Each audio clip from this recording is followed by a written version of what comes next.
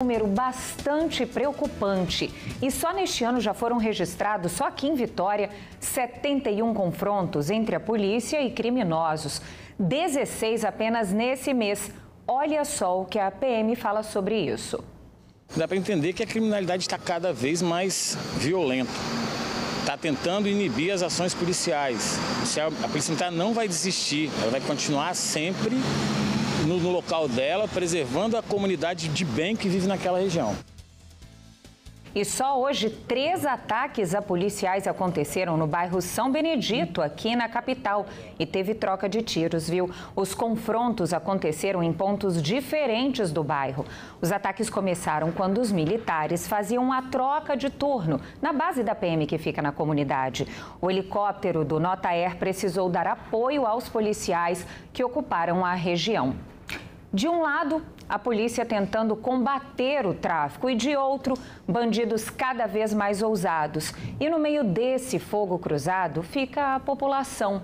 Esse é o nosso assunto agora. Eu converso com o especialista em segurança, o Rusley Medeiros, e com o psicólogo Juliano Coimbra e também com a Francisca Soares. A Francisca, Francisca, conhece bem todas as consequências dessa guerra. Você perdeu um filho, o Theo, de apenas 2 anos, que foi vítima de bala perdida. Boa tarde, obrigada por vir aqui para conversar com a gente. Boa tarde. A violência, ela só não está na rua. O tráfico de droga, ele não só está na rua, porque quando a pessoa chega lá para confrontar, elas não confrontam os bandidos. Nunca a troca de tiro é entre eles. Sempre a gente ficava no meio. Nunca tinha ninguém para trocar, nunca tinha uma viatura para passar. E ali ela já não estava mais só na rua, ela estava invadindo casas, como invadiu a minha também, né? Invadiu a minha e levou o meu filho. Então, assim, tá cada vez mais difícil. Porque aonde você vai, você tem a sensação que o tráfico está com você. É a sensação que ele dominou o Estado. Parece que o Estado dorme e ele dominou o Estado. Em qualquer lugar, que a gente anda e tudo, a percepção de insegurança e de medo, é isso que ela está colocando, Rusley? Complicada essa situação e buscar meios que a gente sempre traz esses assuntos à tona e esses debates é algo. Tem muita gente quebrando a cabeça para isso e às vezes a solução parece tão distante, é isso mesmo? Boa tarde, Ana. Boa tarde a todos que nos acompanham aqui no Fala Espírito Santo. De fato, Ana, a gente tem vivido uma situação cada vez mais corriqueira aqui no estado, Parece que virou um cotidiano essa troca de tiro, essas situações em que a violência está tomando conta e a população cada vez mais acuada, Cada vez mais fechada no seu habitat. Agora, Ana, eu tenho uma notícia assim não tão agradável para dar para você e para vocês que nos assistem no Fala Espírito Santo. Infelizmente, a curto prazo não há uma grande perspectiva de mudança, A gente precisa fazer com que as políticas de segurança pública ocorram de maneira efetiva e isso, para que comece a gerar frutos, só vai ocorrer a médio e a longo prazo. Nós precisamos alterar o nosso sistema de educação, criar mecanismos de infraestrutura para que a população se sinta cada vez mais pertencente ao seu ambiente.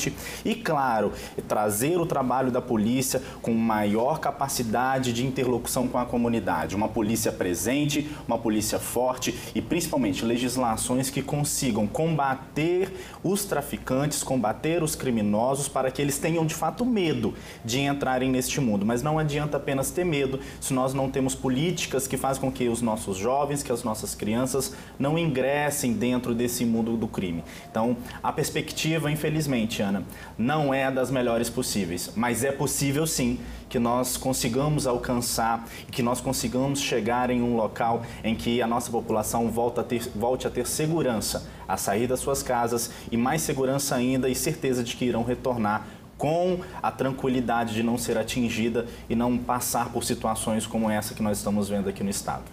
Diante disso, do relato da Francisca, dessa colocação do Rusley, Juliano, como lidar, com essa falta de perspectiva, quer dizer, as pessoas não conseguem, a população toda não consegue enxergar a curto prazo algo que lhes traga segurança.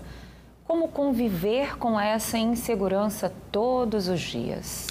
Então, Ana, nós estamos vivendo um momento muito complexo na sociedade, E esse momento ele não é de hoje, como o Rosley falou muito bem, precisamos de políticas públicas realmente que venham abarcar, mas para além das políticas públicas, nós precisamos de rever os nossos conceitos de humanidade. E para além disso, nós precisamos também rever o nosso conceito de família, né? Porque o Estado só ele não vai dar conta de fazer o que a família precisa fazer.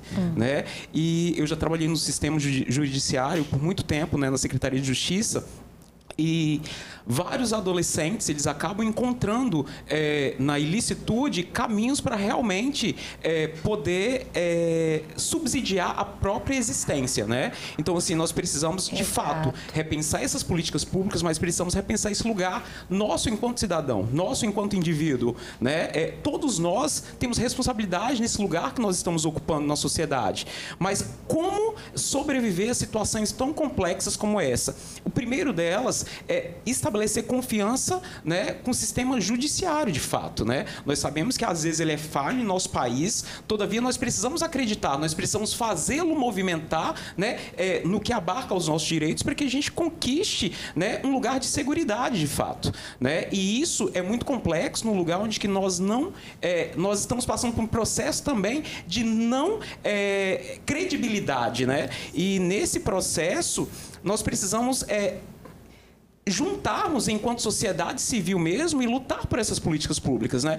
Nós estamos passando por um momento crucial agora, que vai ser um momento eleitoral, né? E nós esquecemos que é nesse lugar que nós fazemos valer os nossos direitos, né? Quantas vezes nós só votamos, mas nós não vamos participar, né, de reuniões que de fato venham lutar por políticas públicas? E esse é o meu lugar, esse é o seu lugar, esse é o lugar dela, esse é o lugar dele, esse é o lugar de todos nós. Nós precisamos lutar por essas políticas, mas para além disso, nós precisamos repensar qual que é o meu fazer diante dessa situação enquanto indivíduo. E isso é bastante complicado, né, Francisca? Por exemplo, você, são quase 6 meses, né, desde que o Theo partiu. O que mudou desde então? Você continua morando no mesmo local? Vocês resolveram mudar? O que mudou na sua vida desde então, na rotina, no dia a dia? A minha vida ela mudou por completo, não só a minha, como a da minha família, como de todos nós próximos ao Theo. Ela mudou completamente. Eles, além de chegar na minha rua demonstrando força, eles entraram, invadiram a minha casa e acabaram com a minha vida. Deram um tiro na cabeça do meu ouvido, deram um tiro no ouvido do meu filho, a cabeça dele ficou enorme. Eu não pude dar um enterro digno ao meu filho porque ele ficou com a cabeça enorme. A pólvora praticamente encheu a cabeça dele. E assim... Eu falo pra você, hoje eu tenho muito medo. Eu tenho outro filho de 1 ano e 6 meses. E eu tenho medo, eu tenho receio por ele. É igual eu falo com a minha família, eu não quero ter mais filho. Eu tenho muito medo de acontecer de novo o que aconteceu com o Theo. Tenho um pavor. Essa insegurança, né, Juliana? As pessoas mudam o comportamento delas diante de serem reféns dessa violência. Isso que a Francisca falou, né? Eu tenho medo de ter outro filho. Quantas pessoas também, hoje em dia, não compartilham desse medo? Há cerca de 1 mês eu passei por um sequestro relâmpago também.